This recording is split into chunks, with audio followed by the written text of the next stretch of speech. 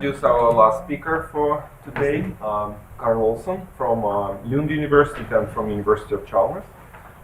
He'll be presenting his work on compact rank models and optimization. Yes, thank you. And thanks for inviting me to this workshop.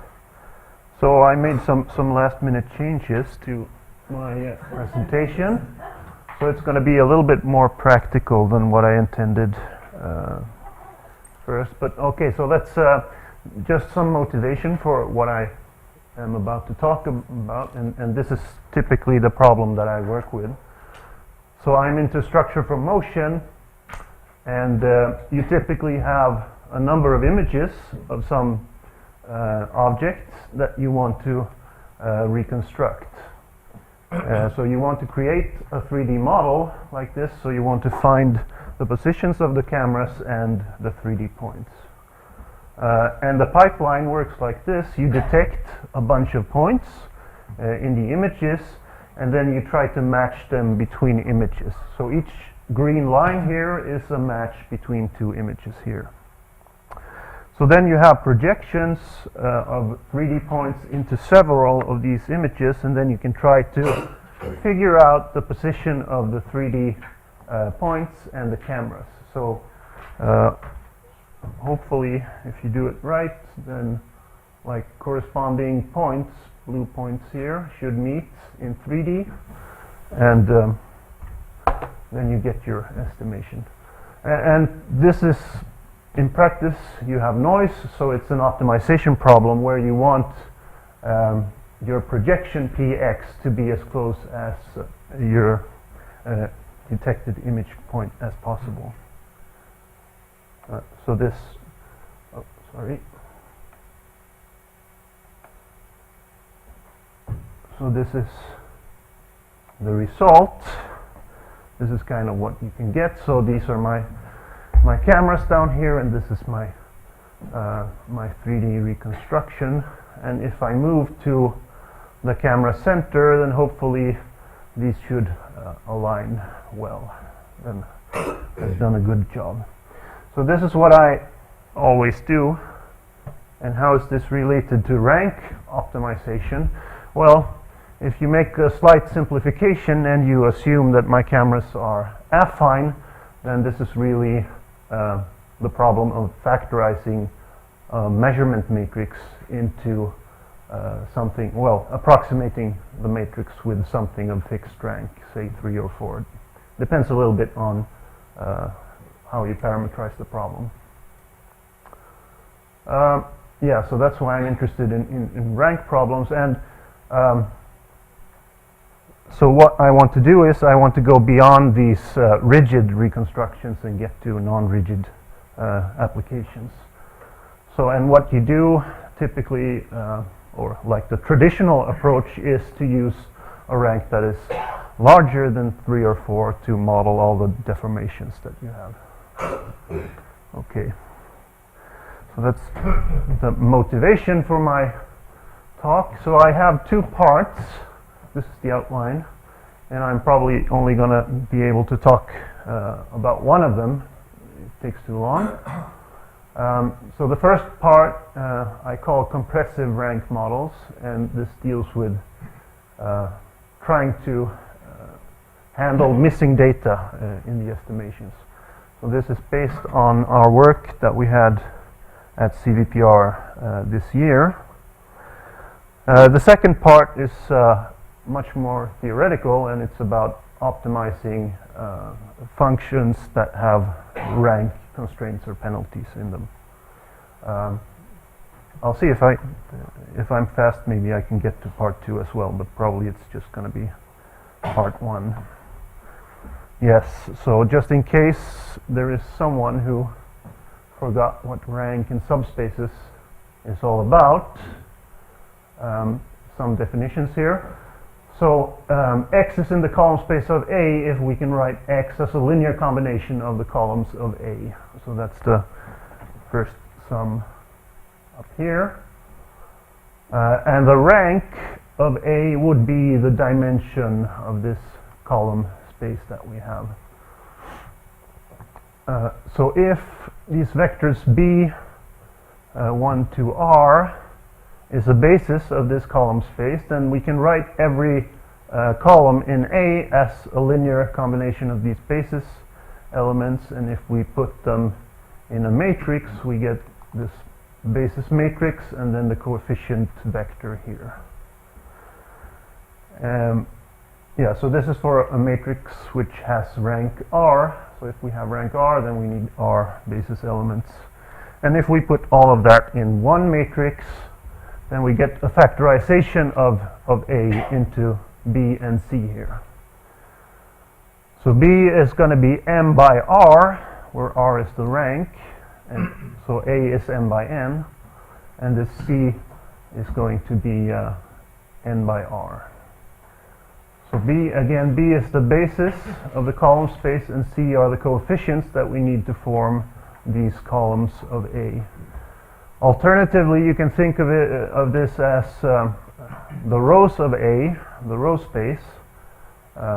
In that case, this would be the basis of the row space, and these would be the coefficients that we need to form the rows.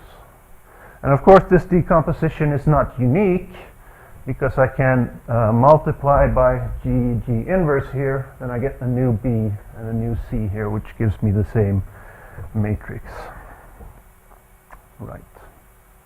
Okay, so now I'm going to get into compressive rank model. So this is typically what's going on in structure from motion. So you're tracking points in some sequence, and at some point you lose track of the point.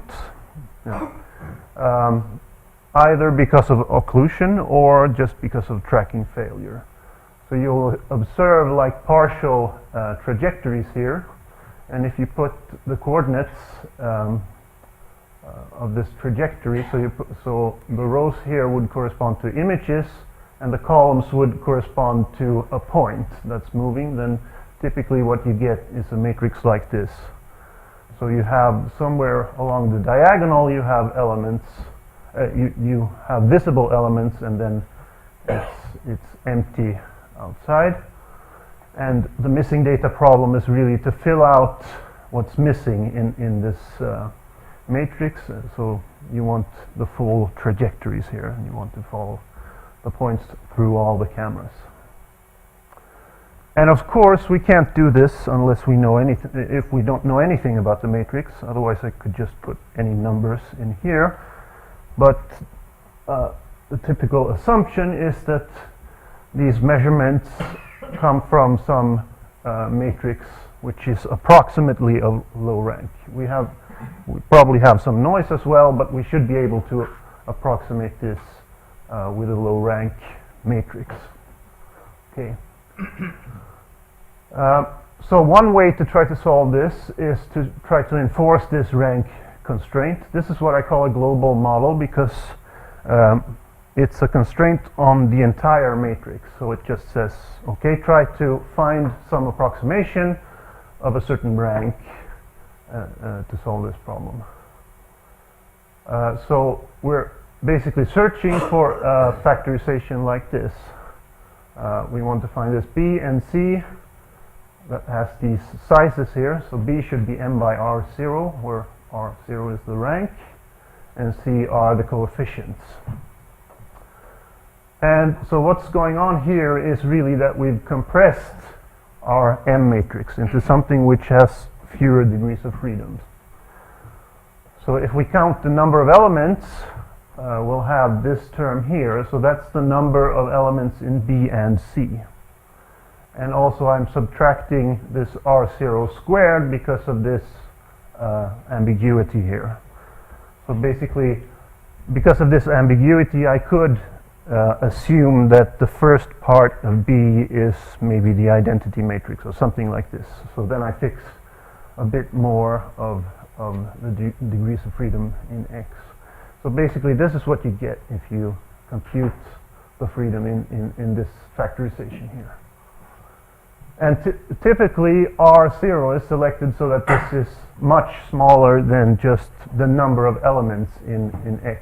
That would be M by N, right? So we get a really compressed version of M. So suppose now that I have this many data points, or preferably a few more than that, but in principle, if I see this many data points, then I could compute B and C, and then I could do the multiplication between B and C, and then I would get an estimate for my X. So I would get both the visible elements and the occluded ones.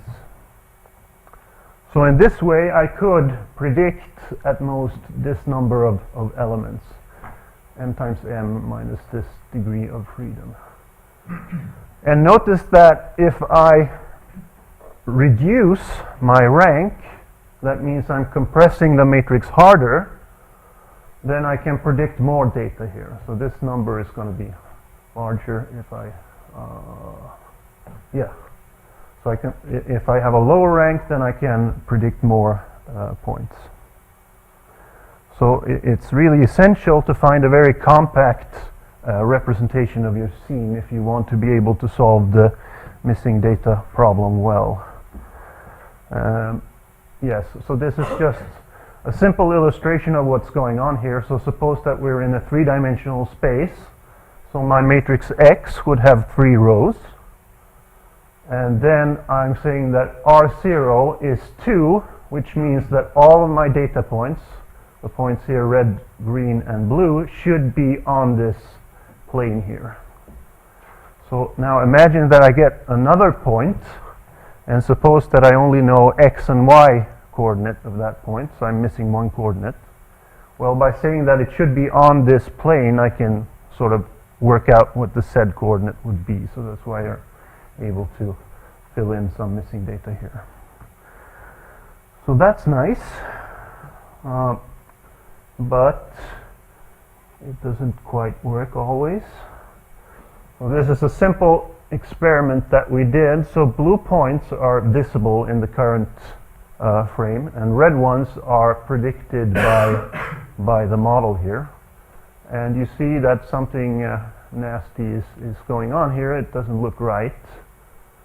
And this is kind of the problem I'm trying to address here. So what I think is going on here, so this is like a heuristic explanation for it, is that these points that seem to be unstable, they're visible only in a few images. And when you try to fit a model with a certain rank to them, it's easy that they overfit. So there's no constraint, like if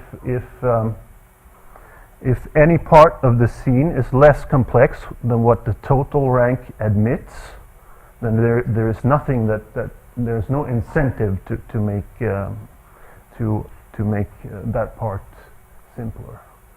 Right? So I think this is a problem with the rank constraint in general, that it just, once you've enforced the rank for the whole scene, then it's sort of satisfied. Then it doesn't matter what you do, I don't care, basically. And this gives this kind of unstable behavior in here as well. Okay. So what I want to do is, and what people have been trying to do before me, I want to have more compact models. So I want to enforce more knowledge of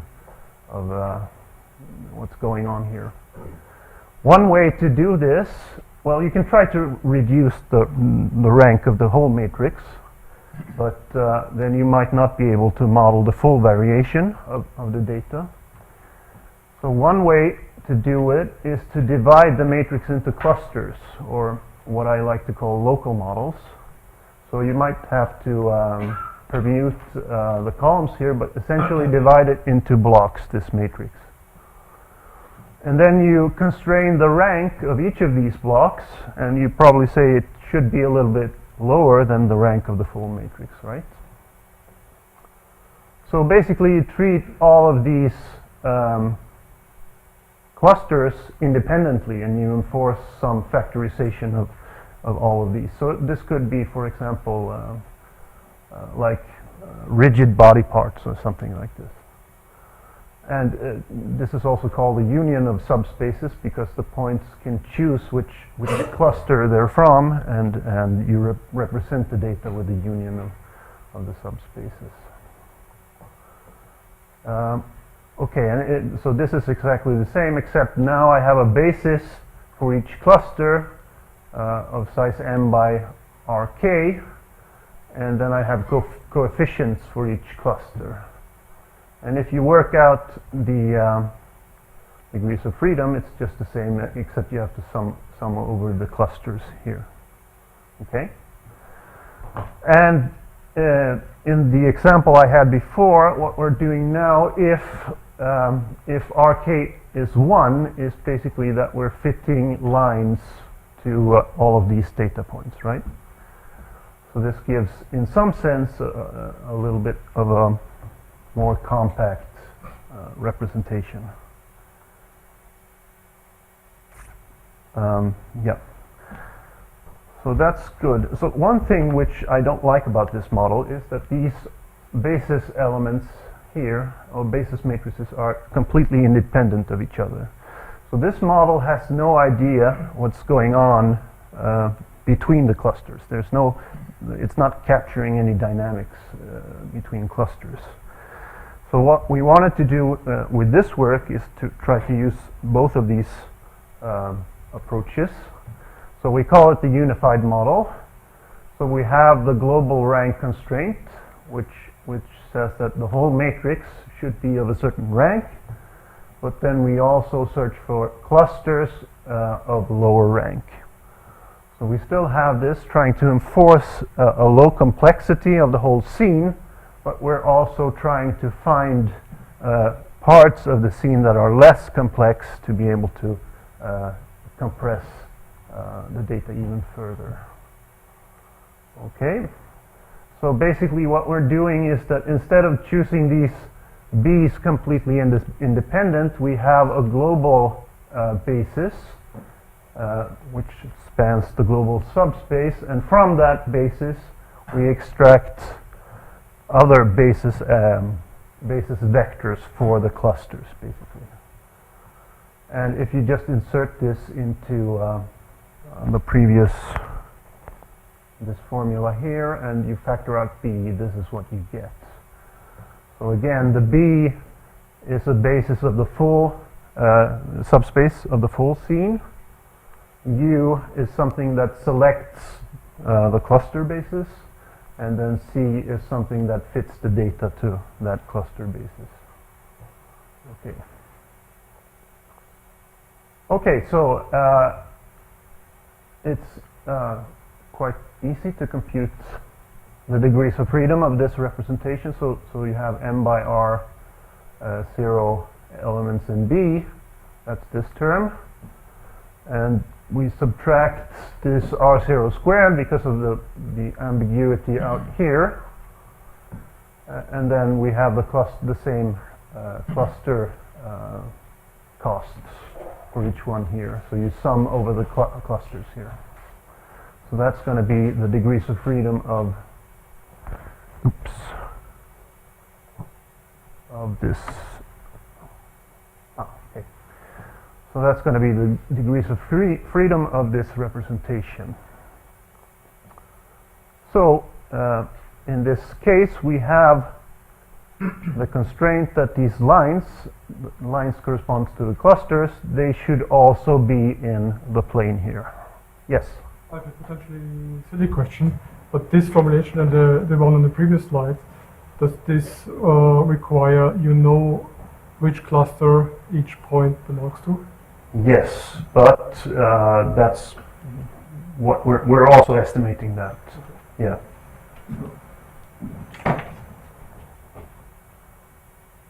Okay, so but before I get to how we do that, let's just think about what's going on in terms of factorizations here. Just to get some intuition as to why this could be a good thing to do. So these are my three models. This is the standard factorization, like the global one. This is the union of subspace factorization. So these are the basis matrices, which are completely independent, and this is my unified approach here. So suppose that I've estimated this model, I've been fitting it to some data, and then I get I get measurements from a new trajectory here. And I want to fit those, I want to compute missing elements in that trajectory. So what do I have to do? Well, I have to estimate these coefficients here, the C's, because I know I have the basis of the column space, which is the trajectory space, so all I have to estimate are these. So for the global model, I need five measurements to estimate those 5 values. For the local model, I only need 3, because I only have, in this case, I put RK, so the rank of the local models are 3. So 3 is enough here. And similarly for the unified model, 3 is going to be enough. So in this sense, the global model requires more data to fit well. And I think that's what we saw was happening with the hand, that some of these trajectories really don't have enough data. Okay, what's interesting is that if I instead consider a new row here, then it's sort of the opposite relation. So suppose now that I have estimated this model and I get a new image, and I get a few points in that image, and I want to estimate the position of the rest of them. This is what would correspond to estimating a new row here. So for the global model, I need 5 elements, but for the local one it's really bad, because these clusters are completely independent, so I have to estimate all of them. So I have 9 elements I need to estimate here. And moreover, I need measurements from all the clusters in order to be able to do this, because if I don't have measurements from this one, for example, then I can't say anything about it. They're completely independent. And for the unified approach, I still need 5 elements, just like the global one. So the unified model is really doing sort of combining the best qualities of both of these approaches. Yes, and like occlusion could potentially make us so we might not see full clusters because of occlusion in structure from motion applications. Okay.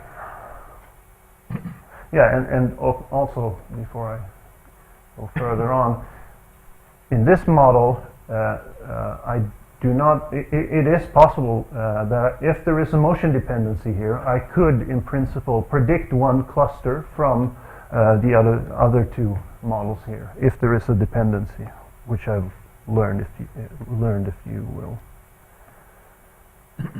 Okay, so let's just see.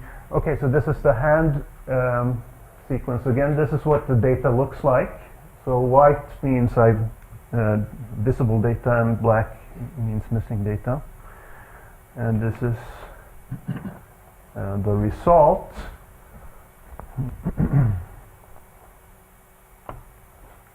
So you've already seen this one here.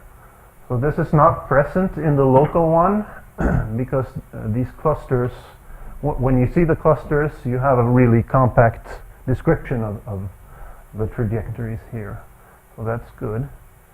But something else that's happening here, let's see if you can see this, towards the end of the sequence, this thumb here basically has no points, and then the local model starts to fail and cannot predict what's going on close to the point, whereas this seems like a more reasonable estimation of the measurements. So these clusters here were manually selected, so I haven't said anything about the clusters yet. Okay, so just to say something about why I like this global rank constraint. So once you have it, you can do things like this, which is nice. So they're really strong in predicting stuff when you have global constraints. So what we're doing here is just we're specifying these 5 points. We're specifying the position of those, and then the rest is predicted by the model. And I think it's really, it's really nice that you're able to use, if you have a motion dependency between these two hands, you're able to use just the left one to predict what's going on with the right one. So this is something that you could never do just with local interactions or something like this. Okay. Yes, so to sort of summarize here, we get a more compact model which increases the prediction capability. It produces a global parametric model, which I really like, and it could capture global motion dependencies between clusters if there is something like that. So rank models have been around for a long time for non-rigid reconstruction, but typically they're, at least traditionally, it is a global rank constraint for the whole model. There are approaches, in particular like these multi-body factorizations, which divide the data into clusters, and then you treat them independently. So that's also been done here. And something that has been becoming much more popular recently are these local approaches that they start from local clusters and reconstruct them, typically rigidly, and then they try to stitch the whole thing and get a global reconstruction. And these are giving really nice results. But I do feel that it would be nice to have some kind of global model which could capture like the dynamics of the whole scene without relying on overlaps or things like that. So maybe this may work someday. Okay, so what are we doing here? Yes, so we want to optimize everything at the same time. So we want to determine the cluster number, the ranks of each cluster, the basis for each cluster, both the global and the local, and then the column assignments and coefficients. So this is a really complex optimization problem. So I forgot to tell you. So what we wanted to test here is that we wanted to try if we could try to force the degrees of freedom of the model to be low. Is this enough to get like a good reconstruction if we also have measurement fit, right? So a trade-off between degrees of freedom and measurement fit, and then optimize all of these things. The only thing that we assume is known is the global rank of the scene, which we didn't really know how to handle the global rank as well if we wanted to use this formulation. So what we do is we do model fitting, Perl style optimization by Yuri and his former PhD student. So we define some energy which depends on the basis, these U matrices that select basis for the clusters, and then some label variable here which assigns each column to a cluster. Yes, so this is the global basis, and then we select basis for the clusters, and we have the assignments. So this cost here is going to be a cost of assigning column P to cluster K, and it's going to be based both on degrees of freedom and model fit. And then we have a label cost, which basically counts if I'm using a certain cluster. So if I'm using a cluster, then I have to pay for it. Otherwise, it's 0. Okay. So we're going to try to, so we're encoding the complexity into this energy. So this is, again, this is the the degrees of freedom of this unified model. This term here is going to be constant because the number of rows is constant, and I said that the global rank is also constant, so I'm going to ignore that. So this is what's left. This thing here is the cost of using a cluster. So if I'm using a cluster, then I have to pay for the elements that I need to represent this cluster with. And this is the cost of encoding one, nk columns with a certain cluster that I've assigned it to. So this term here goes into the label cost. If I'm using it, then I pay this. Lambda here is a parameter that controls the trade-off between model complexity and data fit. And then this term here goes into the data term.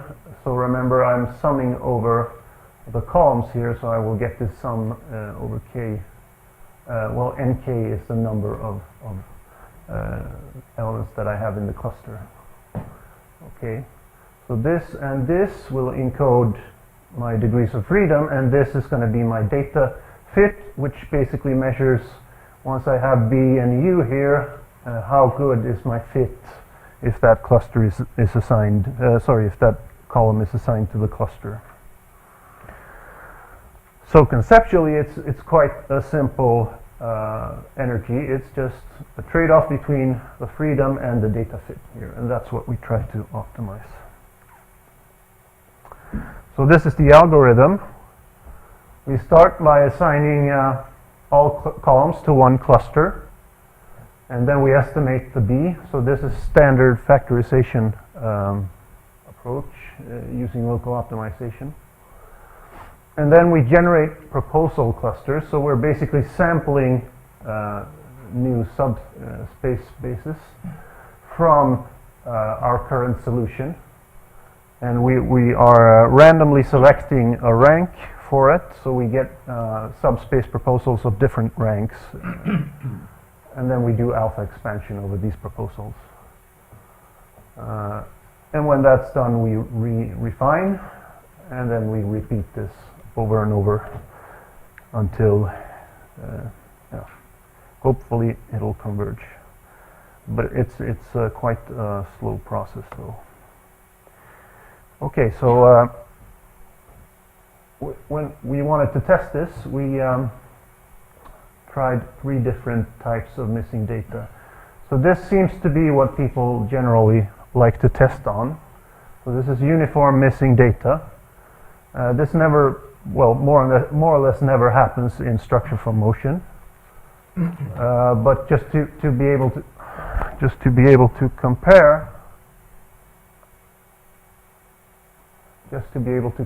to these nuclear norm approaches, we try this as well. But you'll see that almost anything is going to work with this type of data. This is a bit more realistic. So this is we basically said. We randomly select a track which has gone missing. So at some frame point in time, we simulate that we lose track of this point, and we get things like this, patterns like this. And then we also added, just to simulate occlusion, we took a whole chunk of this matrix and removed the data from it. Is number 2 a col-perm of a triangular matrix? No. Yes, maybe it is because we're not restarting tracks, so it might be yes. Yeah. Okay, so yeah, so this is number 2. We just wanted to evaluate the effects of the lambda here. So we took some data from the CMU motion capture data set, and we generated missing data for this, and we ran our energy for different values of lambda. So for a very low lambda, we're basically just fitting to the data, and the model can be as complex as it wants, so that's basically just filling in zeros everywhere, I guess. When we start to increase the lambda, we start to reduce the freedom in this model, and then the error for the observed entries start to increase.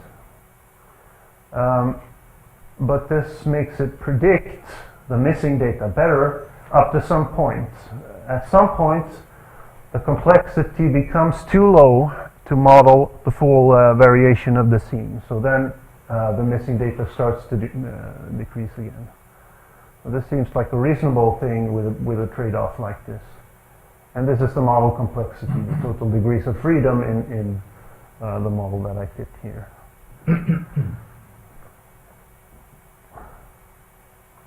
Okay, and so these are some public sequences which we added missing data to.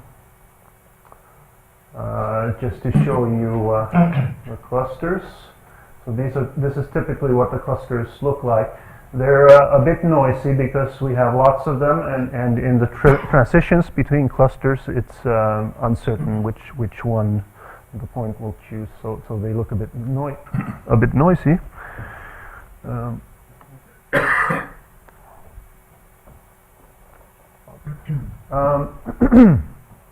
And again, the red points are predicted by the model, and the blue ones are visible in the current frame.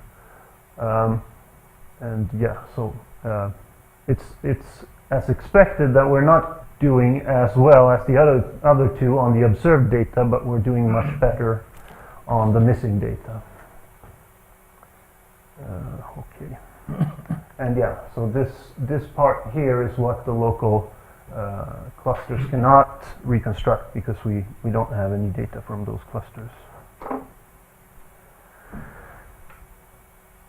So we also did some quantitative evaluation of this, tested a bunch of methods, and here we wanted to use a robust measurement of what's happening here, because if you have a track that's which overfits, then that track becomes very unstable. So it could basically give you any error. So what we're doing is just with thresholding and checking how many tracks have errors above this certain threshold. So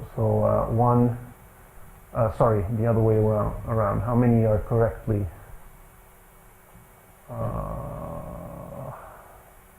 how many are correctly reconstructed below this threshold? Right, and yeah, we are winning here, which is quite surprising because this is the Hopkins data set. So this data set is actually comprised of rigid objects, which should be independent. The motions should be independent here, but we're still somehow doing better. And so we looked into what's going on here, and it seems like our method is trying to split these objects into smaller ones of lower rank, and that actually seems to help in creating better reconstructions, which is a bit surprising. So this method here, for example, that's using the ground truth clusters, which is provided by Hopkins, with rank 4 for all of these clusters, and it's still a bit worse than ours. So this was strange. We were not really expecting this, and this is for the mocap sequence. So here we don't have any ground truth clusters, so we couldn't try this one here. And if you try this instead with uniform missing data, you will see that a bunch of methods are able to reconstruct these perfectly, basically anything with like the nuclear norm. And I guess that's why they like to use uniform data probably. Okay, so if you know about segmentation with the alpha expansion, then you know you can add some kind of smoothness term to make the segmentations look better. So of course we can do that in order to get less noisy segmentations. The price we have to pay is that we have to have like a neighborhood system, and we have to have a bunch of new parameters to set up this neighborhood system. So that's why we didn't use it previously, because we wanted a simple energy. But of course we can do it. So this would add some geometric context. So this is the type of clusters that you get. So these look much nicer in some sense than what we had before. It doesn't it doesn't really affect the quality of the reconstruction much, but if you want nice clusters, you can get that as well. And in fact, the reconstruction is going to be a little bit worse, because we're compressing even further, so the visible points will be worse here. Okay, yeah, so we tried this for some data sets, which I downloaded from YouTube. So I should say that now all of these clusters have the same rank, because we wanted to reconstruct this in 3D, and that's easier to do if we have rigid components here. So we restricted the model a little bit further here. So this is what it looks like. The color here is the depth, the estimated depth of all the points here. And these are different views of the same object.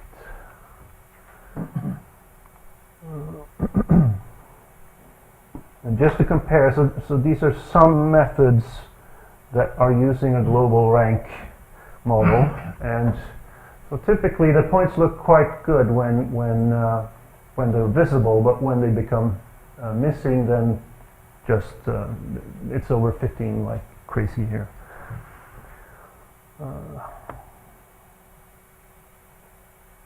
Yeah, maybe this one is easier to see. These are, oops.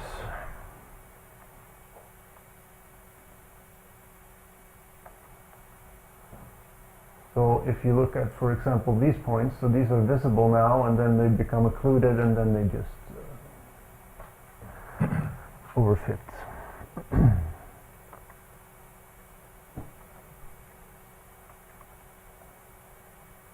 Yeah, and this is more of the same. So cute animal.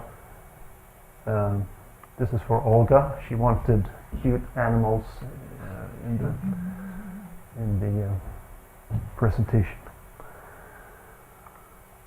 Okay. Yes. So that was actually part one, and I think I have a few more minutes. So I can move to a part which is a bit more theoretical. So when I've been working on this rank optimization, this rank stuff, I've been testing a lot of nuclear norm minimization, and I've been trying to do something a little bit different. So now it's more of a general formulation. There are no clusters or anything here. So I'm just thinking about rank optimization, standard rank optimization problems. So you want to minimize the distance to some measurement matrix, and you want to enforce that to rank a certain rank.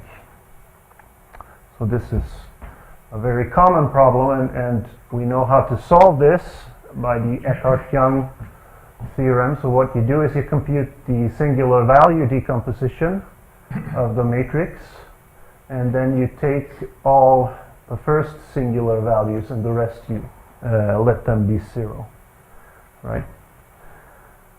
Alternatively, if you have a penalty instead of a hard constraint, you can do that as well.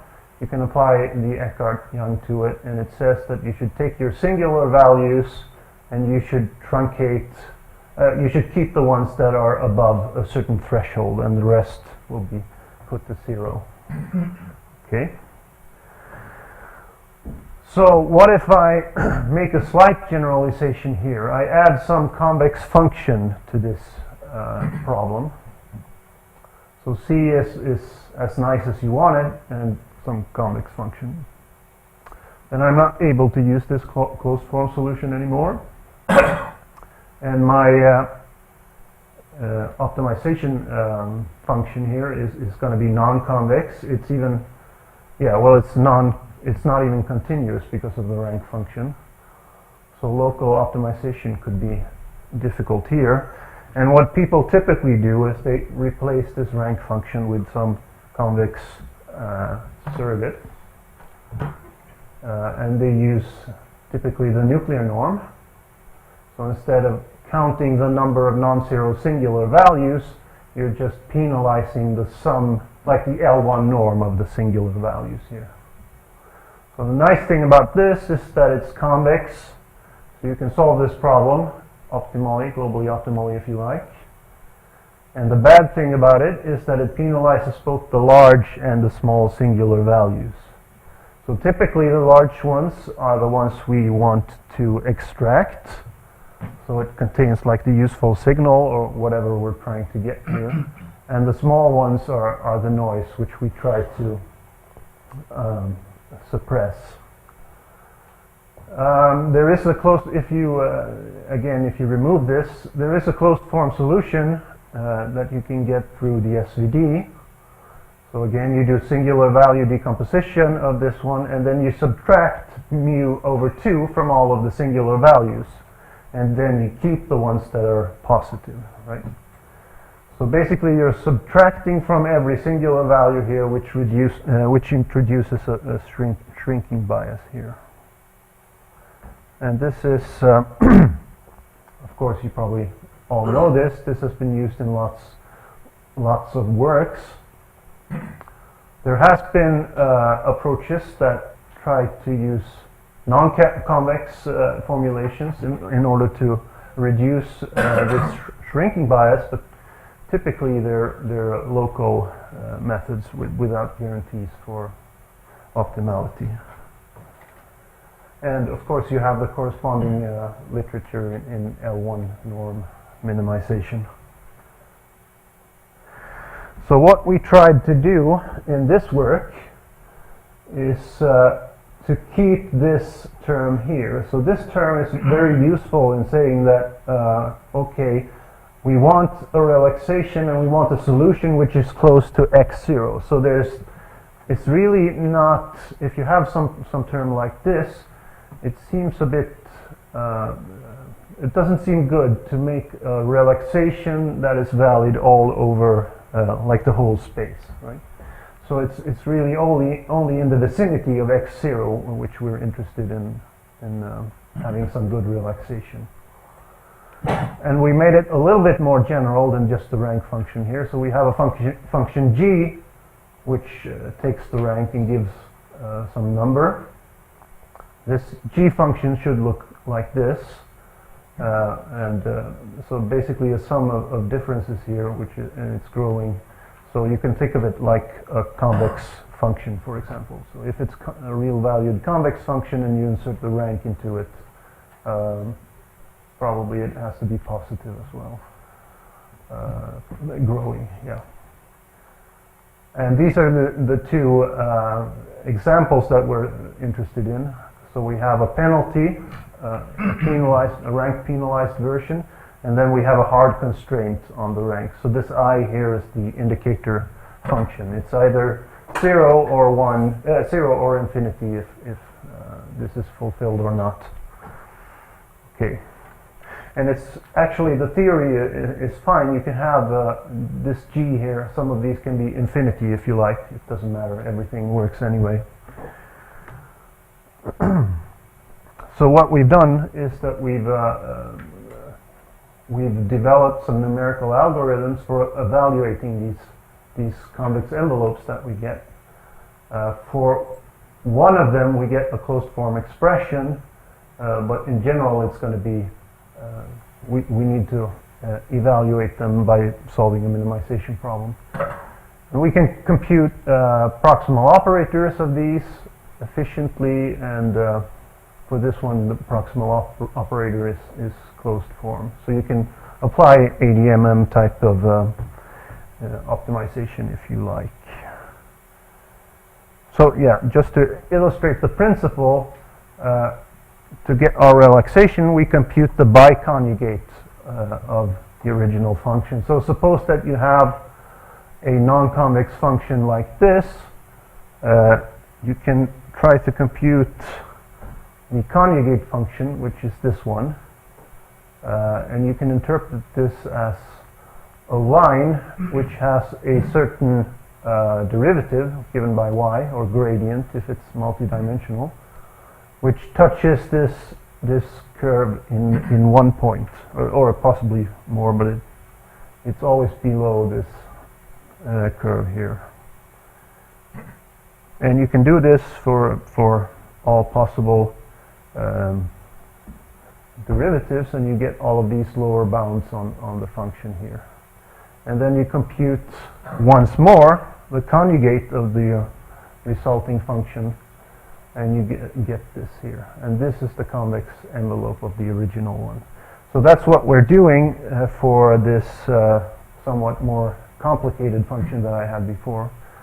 And the reason it works is, so this is what we want to compute, and we can write this minimization as some sum here over these g's, and then a maximization over a certain rank, and this term here. And this term you can complete squares here, so you'll get a Frobenius norm and a minus sign in front of this one here. So this inner maximization can be solved with Eckhart-Young, and that's why we're able to compute the conjugate and the biconjugate. So I'm not going to show you any computations here, but this is the result for this general one.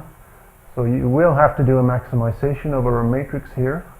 It's not as bad as it looks, because really it can be reduced to a one-dimensional search over a it's a one-dimensional maximization over a concave objective function, and this can be done really fast. So, and in fact, the bottleneck here is really to compute the singular value decomposition of this stuff here. In one case, we can get a closed form solution. So if I have this rank penalized version, I get this convex envelope where this regularizer here is something that penalizes the singular values like we sort of expect, and this is the penalty that we have. So this is something that only penalizes up to square root of mu. If xi is larger than square root of mu, then nothing happens. So this is something that we like. Some people would call it discontinuity preserving, perhaps. And this is what it looks like, our penalty for the singular value. So one-dimensional case here. So again, this is the rank function. Basically, just it gives you a penalty if you have a non-zero singular value. This is the nuclear norm, which just looks at the size of the singular value, and this is ours. So this is kind of a mixture. For small values, it's like the nuclear norm, but for large ones, it's like the rank function. And yes, this is, if you solve these problems, this is what you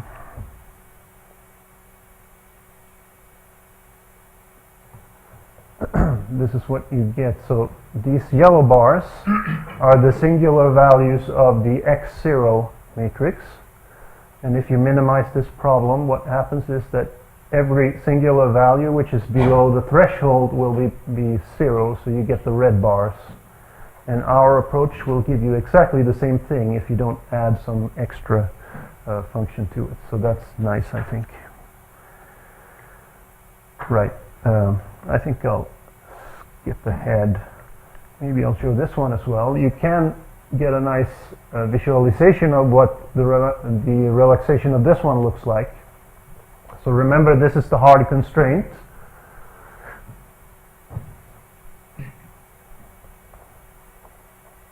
So this is the hard constraint. And we're visualizing a diagonal matrix with 3 elements. So if I say that R0 is 1, then I only allow like the coordinate axis here. And this is the relaxation that I get. If R0 is 2, then I can have 2 non-zero parameters here, and that would be the coordinate planes. So like the XY or XZ or whatever. So these look reasonable, I would say. And this is what the nuclear norm would give you. So maybe I'll skip ahead to this missing data problem. So, so when we did this, we wanted to solve missing data, but since we have this x minus x0 term, we have to have, somehow we have to have a data term that is full. So what we did is we looked at matrices like this. So the gray kind of area here is where we have elements. And then we pick blocks of this area that are full, and we enforce, we minimize this function on all of these blocks. And we enforce agreement on the overlaps between these blocks. And this is no problem now because we have a convex, we have convex functions on all of these blocks, and we had some equality constraints on the overlaps here. So that's what we tried to do, and yes, you can, once you've done this, you can extend this to the full matrix if you like. So this is what you get. This is the nuclear norm result. So you see that. So this is the shrinking bias. When you're not close to the portions where you have elements, it tends to shrink stuff towards 0. So it's really, the best agreement is where you have data, and this is our result, even though we're not really using all of the elements. So we're only using what's inside of these squares here. Yeah, okay, so this is again the same thing. These are the blocks that we're using. These are the observed tracks. This is our solution. It's not perfect. It's not able to completely close this loop here, but it's better than this, I think. So this is really trying to stretch everything towards the origin. The origin is somewhere up here, I think. So it's yeah, not doing so well. Okay, maybe I'll finish this with a few models. Sorry, a few videos. So this is again, blue points are visible, red points are predicted. So this is a rank 3 model, so it's basically rigid, almost rigid at least. And maybe this one.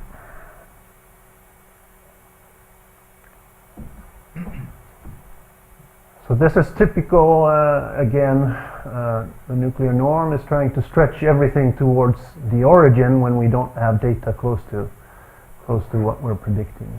And then it does well when we have more data, but it starts to fail again when we lose track, when we have occlusion.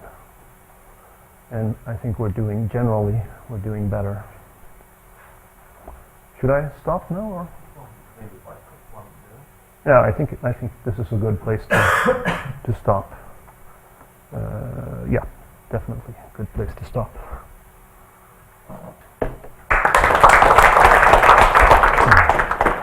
So we maybe have time for 1 or 2 questions.